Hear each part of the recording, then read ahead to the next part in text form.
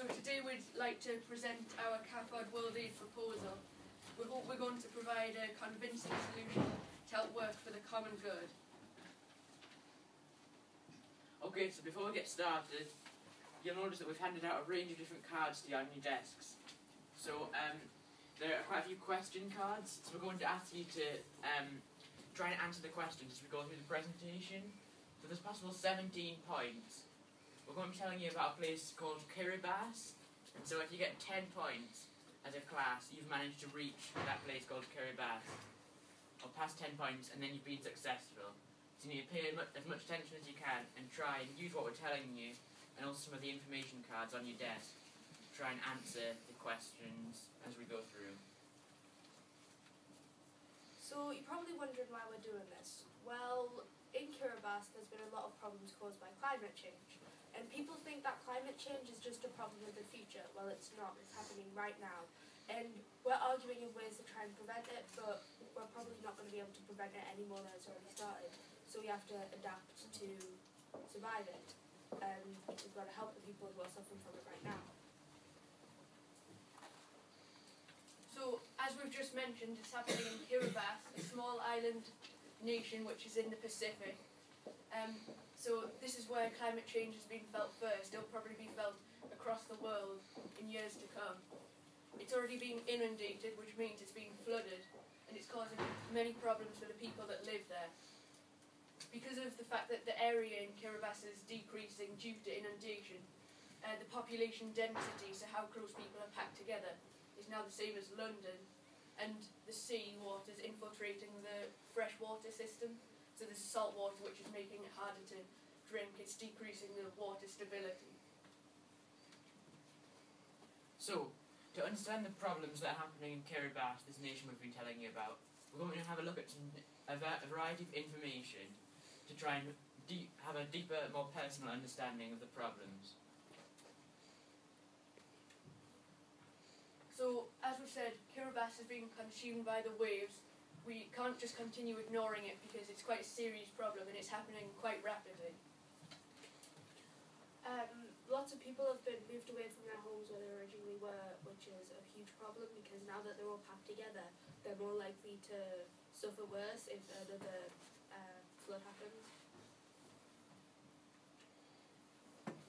In 17 years' time, the population of Kiribati is going to double, and as we said, the population density, so how close people are living together, is already the same as London. So if you think the population's doubling, but the area isn't increasing, people are going to be living in cramped and difficult conditions, really close together.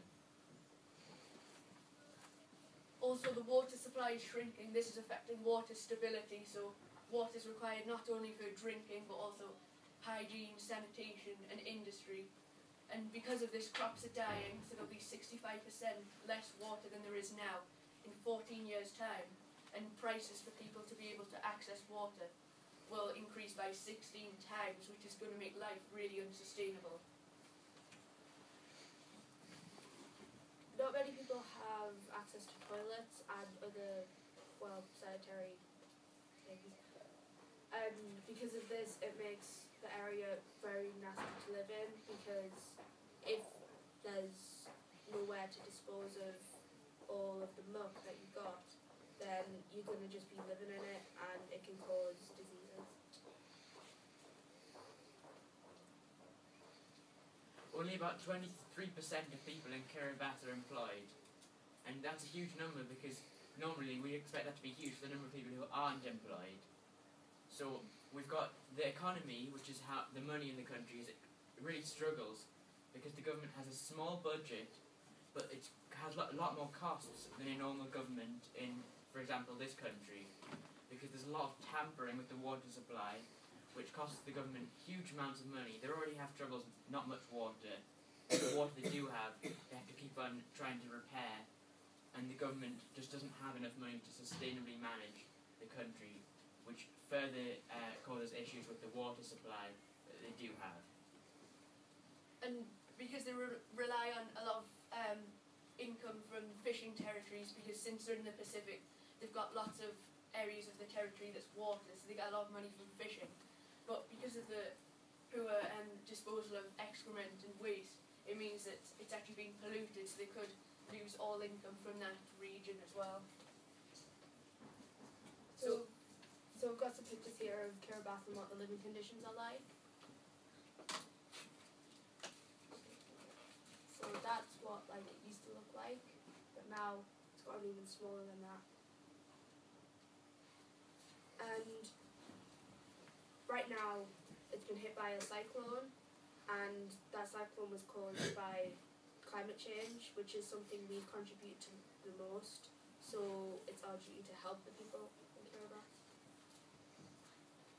So we've looked at the problems that are currently present in Kiribati, but how are we going to tackle it? Because there's always hope. So working with Argos, we'll be providing free static bikes, and we'll deliver these to organisations such as schools and businesses, who will be able to hold fundraising days where people can use the static bikes, and collectively the organisation has to try and gather as many miles or get a good distance. And overall we'll try and count the distance, and if we reach just over 13,000, then that means that we've reached Kiribati, and we'll set up fundraising pages so that people can sponsor us for a certain part of the journey, and together we hope this will raise enough money to help tackle the situation in Kiribati. So, people often want to see the results of their fundraising, so we're going to offer a service where when you sponsor someone to cycle, you can see the mile towards Kiribati that you've sponsored, and you can tag photos to it, so you can really see the results of your hard work and where that money, how that money is affecting the bigger picture of fundraising. So here you can see how we're going to use social media, since we've got a more digitalised world. Instead of just using posters and things that are printed, we can also use an online campaign. So we're already using the fundraising pages you saw on the slide before, where you can tag photographs and track the journey. And this enables people to get involved. So for instance on Facebook, people can like the page and you can look at how we're really making a difference. So it helps people to get involved over digital platforms as well as just posters and campaigns that are not digital. So we've also got images, and this means people can use these images to help promote the campaign. So here you can see the distance, it's quite a large distance. So you can see the United Kingdom and Kiribati, and this is the overall distance as the crow flies that we're trying to rack up as we do the On Your Bike campaign. So what else? Well, some people who've moved away from Kiribati are now living in England and America. So what we are trying to do is we're trying to get all of them together, and they can help with the fundraising by telling their stories of how they survived on Kiribati before they've moved here, as well as helping with fundraising. Now, to try and help bring the campaign to schools and get young people involved, we've also developed an excellent range of resources. So we've worked with secondary school teachers who work in religious education to try and create lessons that will really deliver our aims to the classroom. So, we're now going to pass around some of these materials. We've just got a sample, really an overview of some of the lesson materials available for teachers. And I'll give it to Mrs. Burke, and you can then pass them around when you've had a quick look. Thank you.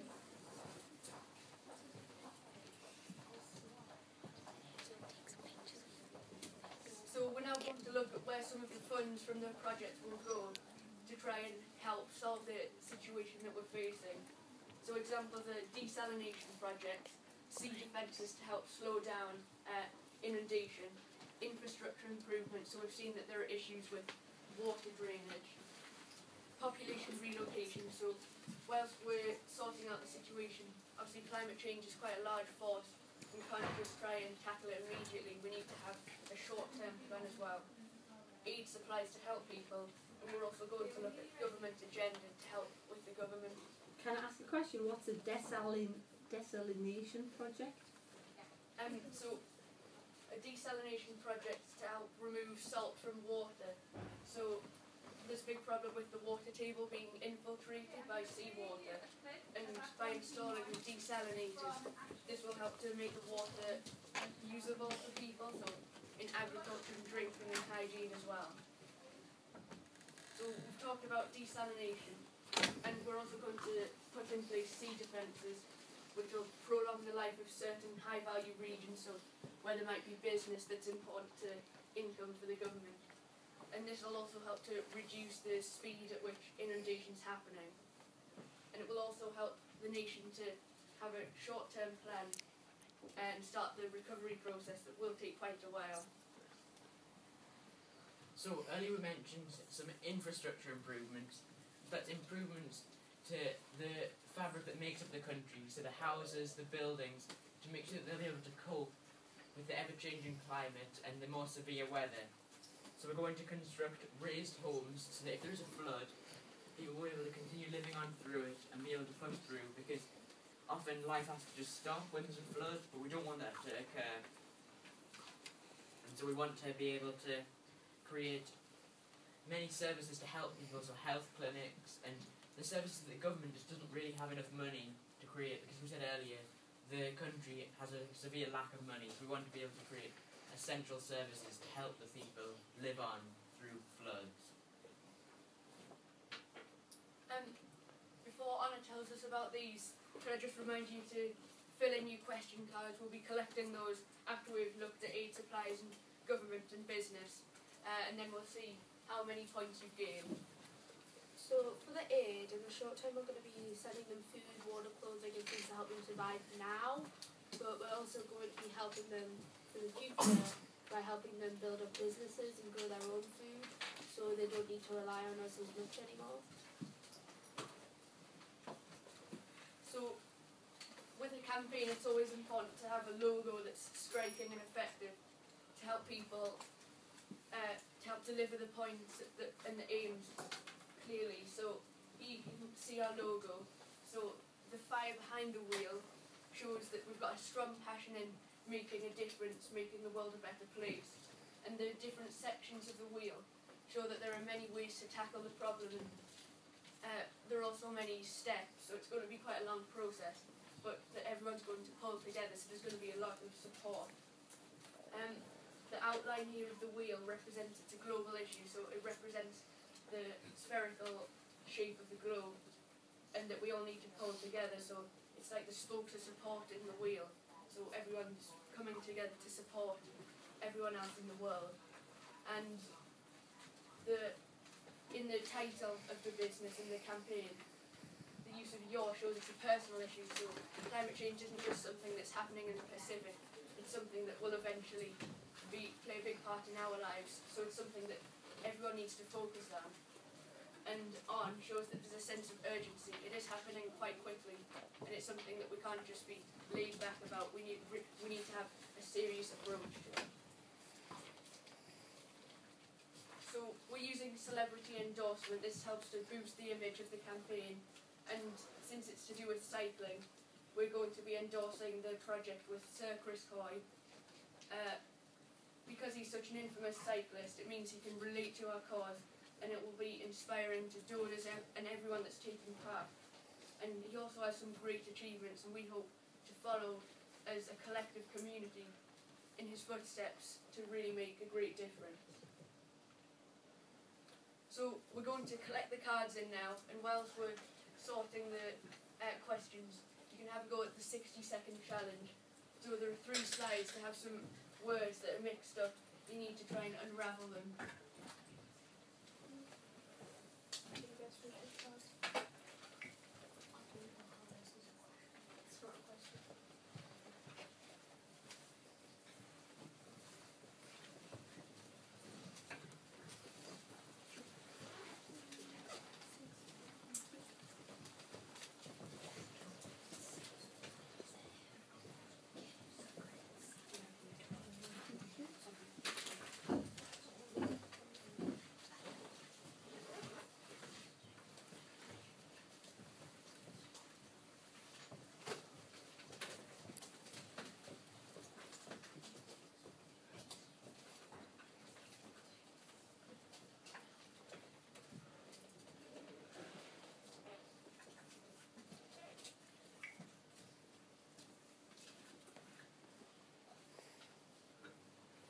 think you know what it is, you can say it out loud. Okay, so you get the idea. What were they at? I missed them. What did Sea level rises. Basically, the letters are all jumbled up, and each one's a different word, and it's a phrase altogether. see if you can work that one out.